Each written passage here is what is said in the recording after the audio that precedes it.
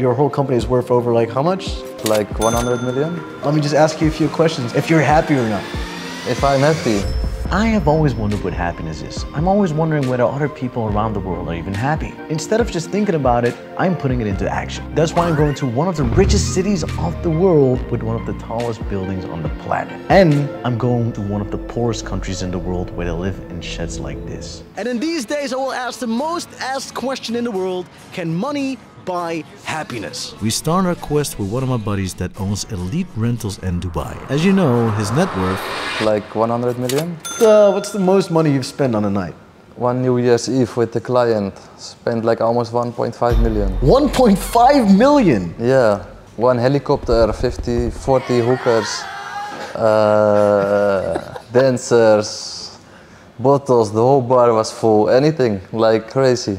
You have a lot of money, so like I'm wondering, like how do you spend it and like on things that make you more happy, right? Like you can do things with friends, go dinner, go crazy, end up in 5 pound with 20 hookers, or. But yeah, but do you think like that makes you more happy, being able to have like that many women and like? If I'm happy.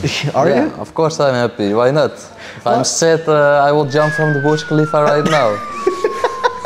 For now, we're leaving the luxury behind and we're at the other side of the world, in one of the most dangerous places in South Africa, a poor township. Matter of fact, I was getting scared because all I could hear was getting robbed and getting murdered. All in all, this is a very sketchy place to go to. Even so, that our guide told me they will kill you. Sorry, if you come here at midnight and they don't know you, they will kill you. If you walk in the streets, they will kill you. I don't want to lie to you. And our guide introduces us to one of the entrepreneurs that lives in this township, Spencer. They started selling eggs at the entrance before they even rented here. And eggs? The reason, yeah, eggs, like eggs, chicken eggs. And now you have like this whole shop. Yeah, that's how we started. You built this business for yourself. We've been doing business, doing computers and stuff like that, yeah. With the way you're living, are you happy with the things you have? Yeah, I can say, you know. You're smiling, brother. You're living life. Yeah. What would make you more happy than you are right now? If I realize my potential. Your situation, right? Like the place you are. Does it hold you back to reach your full potential? I actually believe it's a platform for me to reach where I had to reach. I think. You think God put you here to show you? I think so. Realizing your full potential indeed. And we just got invited for a yacht party in Dubai, so we're gonna realize that potential. Hey, I've been all night. My shit been popping, club hopping all night. I ain't living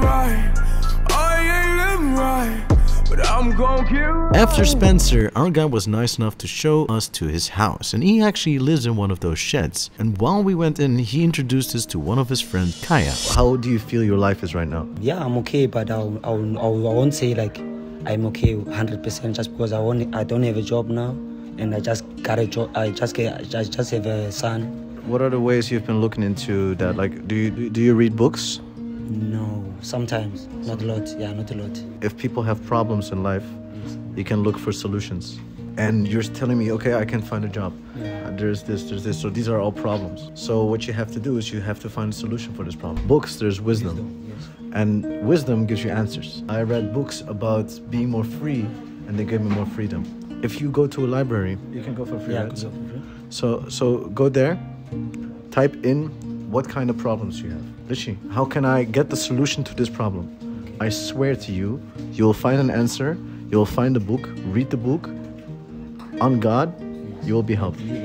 Yes, I believe in God. So you've read the Bible? Yeah. At least one book you've read, right? I read the Bible. Okay. After good. my talk with Kaya, they lit up a hookah, and I started to realize how happy these people are, even though they don't have a lot. And back in Dubai, I called up one of my buddies. You're good with one of the sheikhs in Dubai, right? Man, they're friends.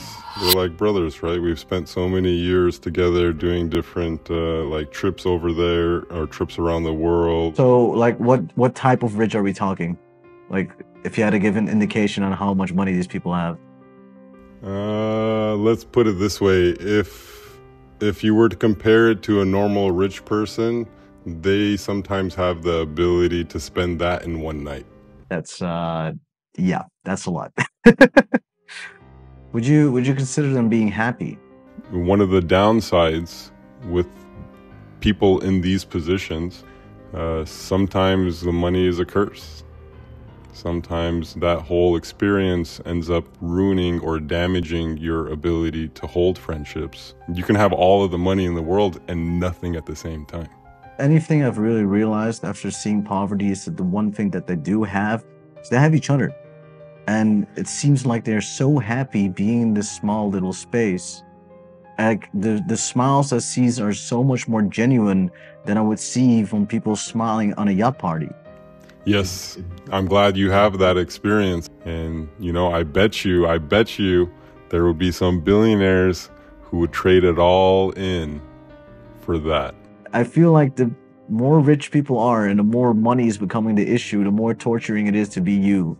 Whilst these people that don't have any money at all, it's very nurturing for them to go to their families because the connection that they have is real and it's not transactional based. Correct, yeah. And see, for you to be able to identify that, you know, both me and you, we know thousands of people between us. We've spread our legs across every country and built up a lot of good relationships.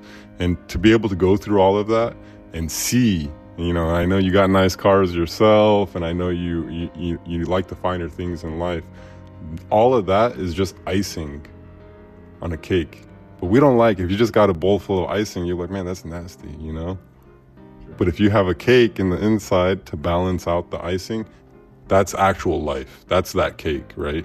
It's those experiences that you build and the relationship that you build. In my opinion, all that they do have here is cake, and they are really happy. Even though I talked to Kaya, he still had something to say. Yeah, I can hear you, but you know, when you're staying in a township or maybe you're staying in like a poor place, like there's no lot of opportunity to get like a nice job or get a place to stay whereby you can like stay with your family, feel comfortable. I 100% understand what you're saying. Do you know Spencer?